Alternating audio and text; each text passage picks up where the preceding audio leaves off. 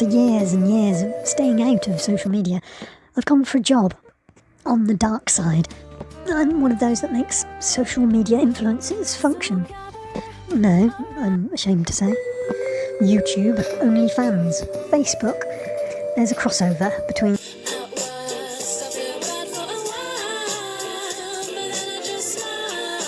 pornography of OnlyFans and MYM. And that crossover isn't 18 plus content by any stretch of the imagination. And 18 plus content, it doesn't deserve its label on YouTube. Promote yourself enough directly using Google and YouTube's promotions tab, where you pay exorbitant amounts of money compared to other social media promotion agencies. But things will get overlooked. You will be done little favours. But you will be giving up your phone number and address to a fairly unscrupulous bunch. I'm just trying to do a conversion of a barn into a house residential property in France. But I'm looking for a job to maintain myself and buy a few materials, food and wine beyond Formula de Midi. Nothing wrong with that. And perhaps finance through promotions tab some of my social media ambitions. Plenty wrong with that. It's like the pros and cons of self-delusion.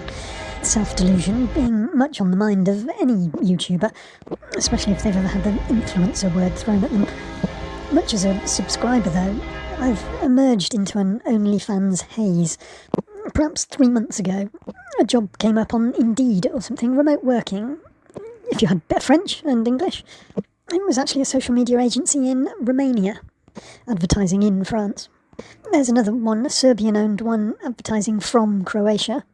And they tend to prefer more developing world, highly educated people. Nonetheless, they tend to try and get you to do lots of interview tasks for free. These are to feed AI bots. AI needs programming, the same as any computer program. Your sample saucy sex chat, sexting on your keyboard, is what'll feed lazy fantasies of the future. People that want to deceive themselves and believe for just long enough. A little more than social media, you know when you've been demoted. You know demotion is pretty much irredeemable. You know when you've been promoted and stalked. They really want to see your face. But search in picture is so AI dominated that your location can be found so easily.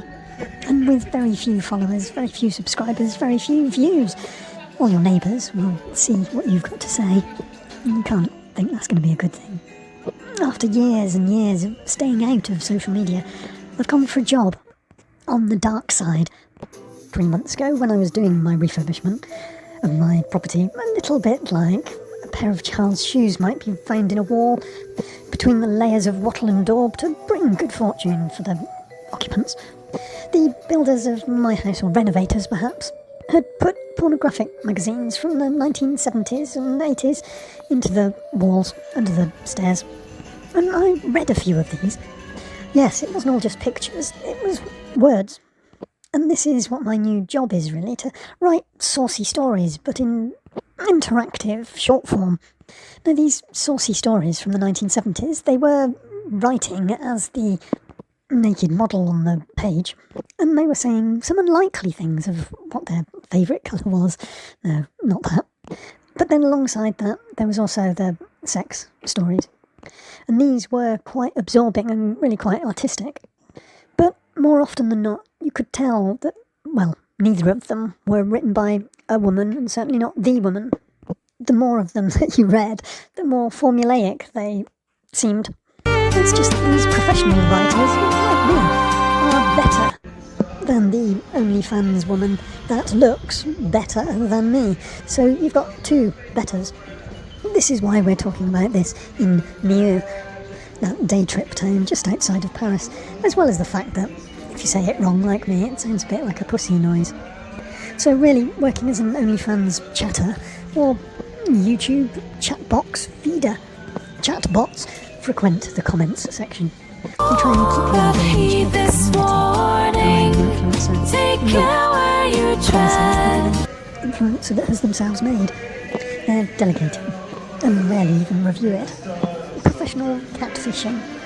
You know catfishing. It's a type of online deception where a person or company or agency doesn't make it any more respectable. Calling it an agency creates a fake identity to trick others. Those others have it in the hand. I don't want your bick pic, honey. I want your love. Expressed in euros. I have encountered a few true weirdos while passing myself off as a creator. Most of my chat partners seemed, at the very least, like halfway reasonable and complete adults. If they ever were to pause to consider the logistics of the platform where they seek sexual and romantic solace, they'd realise that there's no way the unattainable women they covet have the time or inclination to chat with them. I want to believe those men, and it was only men I encountered, as far as I know, have chosen to avoid such reflection because it would diminish their relief from loneliness. It's perhaps one way of describing the act safely on YouTube. There are those whose use of OnlyFans borders on addiction. The scales may fall from their eyes only after they can no longer afford their preferred means of escape. They've emptied their bank balance and anything they've borrowed and declared bankruptcy, and the government has written off their debts and paid for their masturbation, really. It's all on the taxpayer. So just the same as gambling, it will be asked to be self-regulating.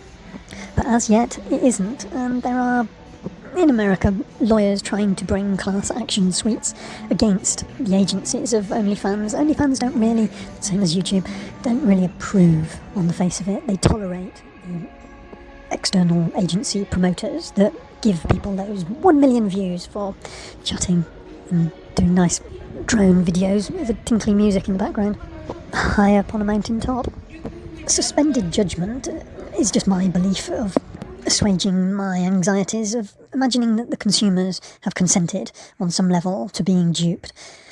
It's Robert Carey, a Phoenix-based partner at Northern who specialises in massive class action lawsuits.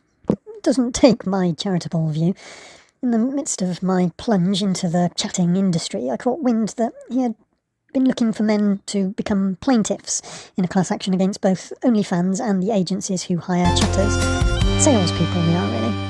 The lawyers are just salespeople of a different kind, making a commodity out of grief this time. Anguish, desperation, whatever you want to call it. Carey argues that the managers who run creators' accounts are engaging in a type of bait and switch. Fish bait, you know what I mean, that type of bait. And these agencies are master baiters. I'm just trying to convert a barn, a grange, écurie, a grenier in France, in a village on the outskirts of an important town with an international train station. But something's come up. Often really quite complex sales training. Not for $100, but for $27. But their bait and switch is a classic definition of fraud. When you subscribe, the very first thing that it says is that have a DM relationship. No, this used to be Dr. Martin's a kick in the head. It's a direct message relationship, he said. It's totally fraudulent. It's an open secret that they are defrauding people. Carey, who confided in me that his firm plans to file its lawsuit soon against these companies, these agencies, contends that the chatting illusion can lead to serious harm for unwitting subscribers.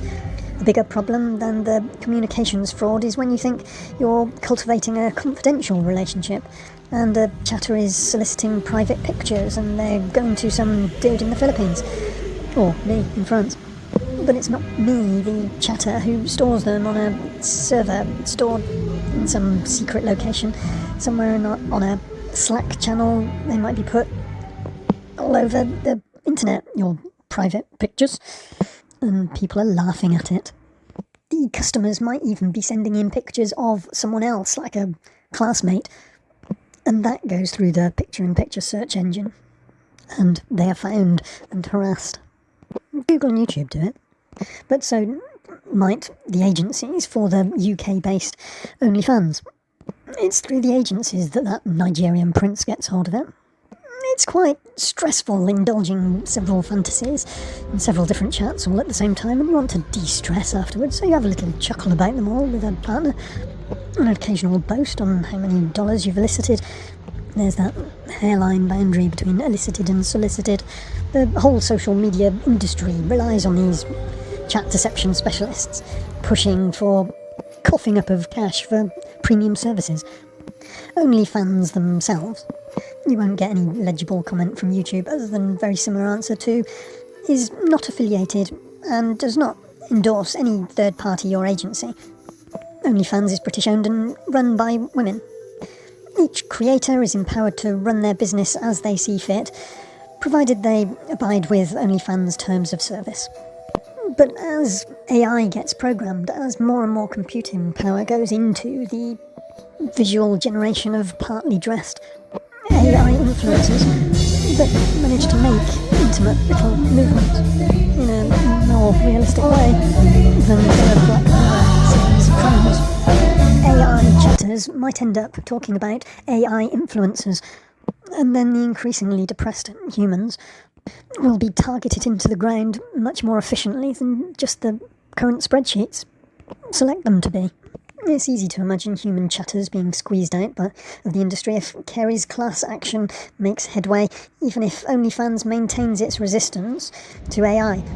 Creators might see the wisdom in transitioning to chatbots, then they would at least promise their customers that the bots are honest facsimiles of the real thing, as opposed to some remote worker whose performance is based on facts memorised from a 12-page memo, and for the right price. The most fervent subscribers could pay extra, perhaps a lot extra, to chat with the creator themselves, the wizard behind the curtain, or perhaps just another human in the step along the yellow brick road towards the wizard behind the curtain, who's dropping the curtain and showing all. Creators, chatters themselves take pride in the upsell. No AI can beat a damn good salesman. But all the sample work that they provided to get the fairly poorly paid role that they've got will make them the mark, the target of the AI. The chatter becomes the exploiter just to get there. They're just indulging in a bit of suspended judgment, just the same as the guy on the laptop just trying to get there. I'll share more on the mechanics of what it's like to do the job at another time. It's only because you're feeling alive.